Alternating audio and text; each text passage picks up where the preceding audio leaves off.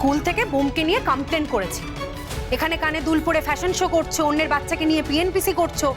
এরপর কি হবে বলো তো? তোমার বাচ্চাকে না স্কুল থেকে বের করে দেবে। বের করে দেবে? কমপ্লেন? এই তুই কি করেছিস? আমি কিছু করিনি মা। দেখো, ও করেছে কিনা আমি জানি না, কিন্তু স্কুল থেকে কমপ্লেন এসেছে যে অন্য কারো জ্যামিতি বক্স নিয়ে বাড়িতে চলে এসেছে, তাই গার্জেন কল করেছে ও।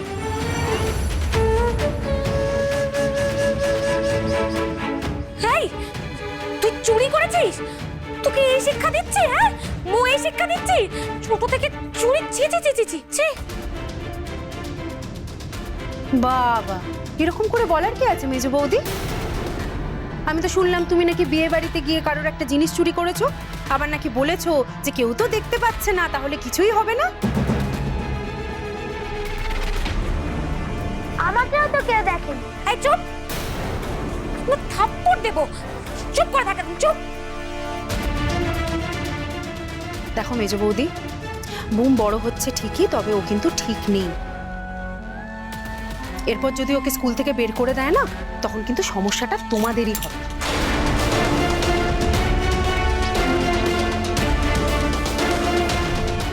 আর এই যে বড় বৌদি, মেজো বৌদিকে গয়না দিয়ে তুমি এক্স্যাক্টলি কি প্ল্যান করছো সেটা আমি জানি না। আমি এটাও জানি না যে রাঙা এই বাড়িতে নেই বলে তোমার আবার চারটে হাত পা গজাবে কিনা। তবে বড় বৌদি, এই ভুলটা কিন্তু করো না। তুমি তো রাঙাকে খুব ভালো করেই জানো।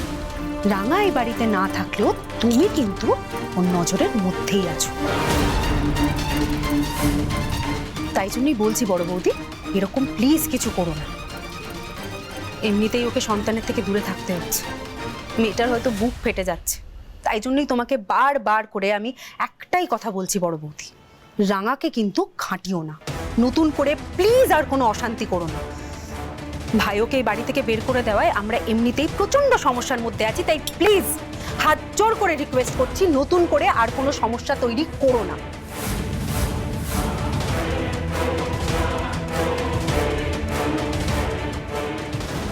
চল চেঞ্জ করিয়ে দেবো।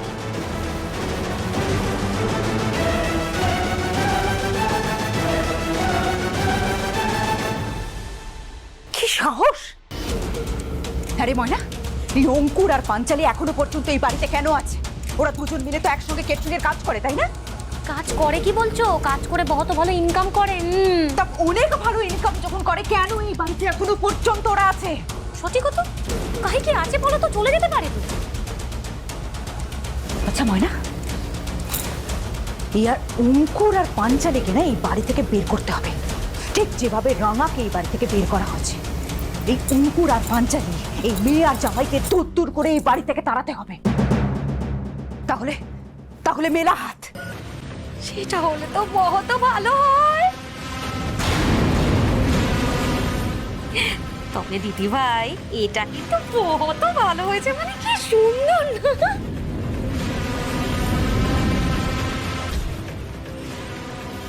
রাঙা, এই বাড়িতে ফিরে আসা আর তোর পক্ষে সম্ভব নয়। তোর আর একলব্য দূরত্ব আরো 1000 গুণ বাড়িয়ে দেব আমি। কোনোদিন তুই আর নিজের সন্তানের কাছে পৌঁছতে পারবি না। তোর জীবনে তোর সন্তানের কোনো অস্তিত্ব থাকবে না।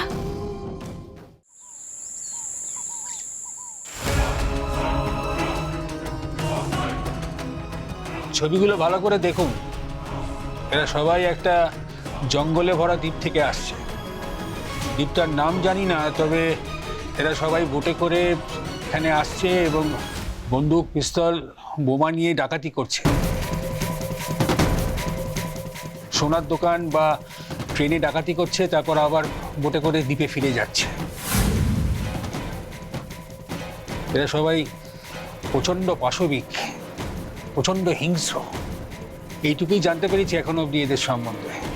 এরকম একটা রাউডি গ্যাংকে কি করে হ্যান্ডেল করবো বা সাহায্য করবো কিছুই বুঝতে পারছি না। এদিকে পুরো পুলিশ ডিপার্টমেন্ট আমাদের উপর ডিপেন্ড করে বসে আছে।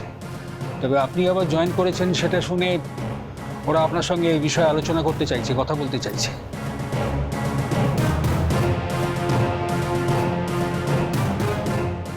ওদেরকে আমি চিনি স্যার, ওদেরকে আমি দেখেছি।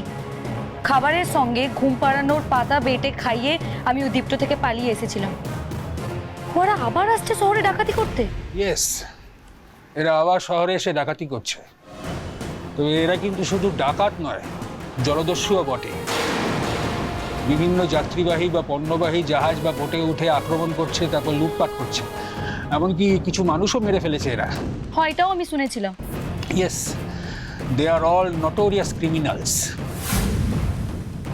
ওপর থেকে অর্ডার আছে এদের ইমিডিয়েটলি সাহায্য করে খুঁজে বের করতে হবে, কিন্তু কীভাবে কী করবো কিছুই বুঝতে পারছি না।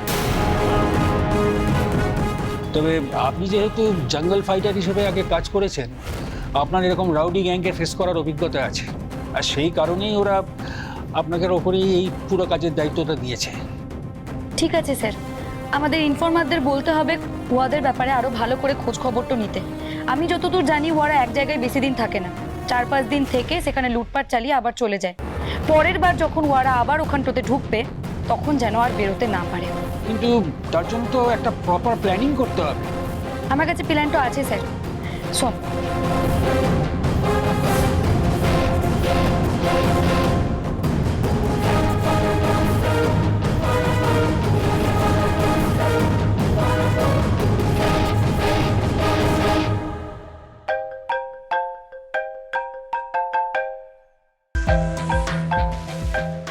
স্যার 1 মিনিট, আমার বাড়ি থেকে একটা ফোন এসেছে, আমি একটু কথা বলে নেবো?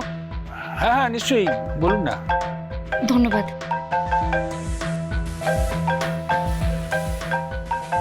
হ্যাঁ দিদি ভাই বল। শোন না, মিতালির সঙ্গে একবার কথা বল না, দেখ তো কি বলছে। হ্যালো, হ্যাঁ ম্যাডাম। বলছি, ডাক্তার কি ওকে এই সমস্ত খাবার দিতে বলেছিলেন? মানে আপনি তো মা, আপনি কি জানেন? আবার ওকে অ্যালার্জির ওষুধও দিতে বলছে। অ্যালার্জি? কিসের অ্যালার্জি? ওর অ্যালার্জি হয়েছে নাকি? হ্যাঁ, ওই গায়ে লাল লাল দানা দানা মতো বেরিয়েছে, সেগুলো আবার ডুমো ডুমো হয়ে ফুলেও গেছে। বলছিলাম ম্যাডাম, ওকে কি ডাক্তার কোনো খাবার দিতে বারণ করেছিল? মানে শিশুদেরকে যেমন বেবি ফুড খাওয়ায় আমি তেমনটাই খাইয়েছি, কিন্তু কাল রাতে না খাওয়ানোর সময় বমি করেছে। ম্যাডাম, আপনার হাজবেন্ড না খুব রিয়্যাক্ট করছে, আমি না বুঝতে পারছি না কি করব। আপনি কিছু বলবেন প্লিজ। উড়ানবাবুকে একটিবার ফোনটা দিতে হবে। হ্যাঁ ম্যাডাম, আমি দিচ্ছি।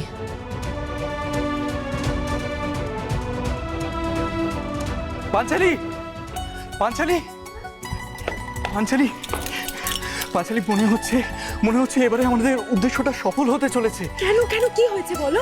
আরে আরে পাঞ্চালি, এত দিন ধরে আমাদের যে স্বপ্ন, আমাদের রেস্টুরেন্ট খোলা, সেটা মনে হচ্ছে এবারে সফল হবে। একটা দারুণ জায়গা পেয়েছি পাঞ্চালি। সত্যি বলছো? সত্যি।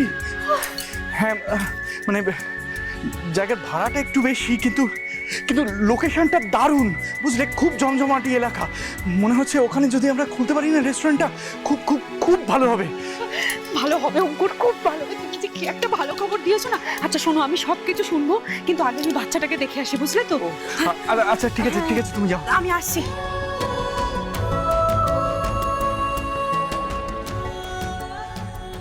এই তো তোমার কি হয়েছে, কি হয়েছে?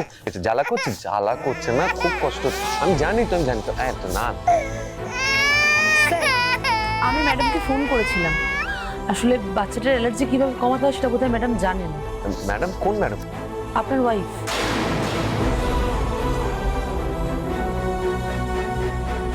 আপনি রাঙামতিকে ফোন করেছেন?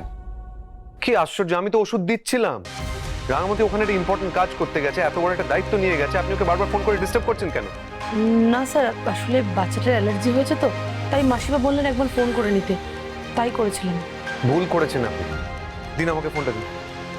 রাঙামতি, তুমি এটা নিয়ে টেনশন করো না, আমি সামলে নিচ্ছি। তুমি যা করছো তুমি মন দিয়ে করো, এদিকটা আমি দেখে নিচ্ছি। আসলে মিতালি না বুঝেই তোমাকে ফোন করে দিয়েছেন। আই এম রিয়েলি সরি, আমি এটা বলার জন্যই ফোনটা নিলাম। ওকে, রাখছি। উড়ানবাবু, তুই এভাবে কথা বলছিস কেন? আমাকে জানাবে না? আমি তোর মা রে। ওর বাচ্চাটা কষ্ট পাচ্ছে, ওর শরীরে অ্যালার্জি বেরিয়েছে, ও কাঁদছে।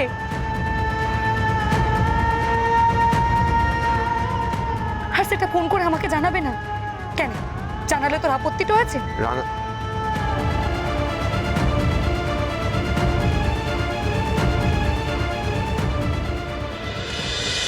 রাঙামতি।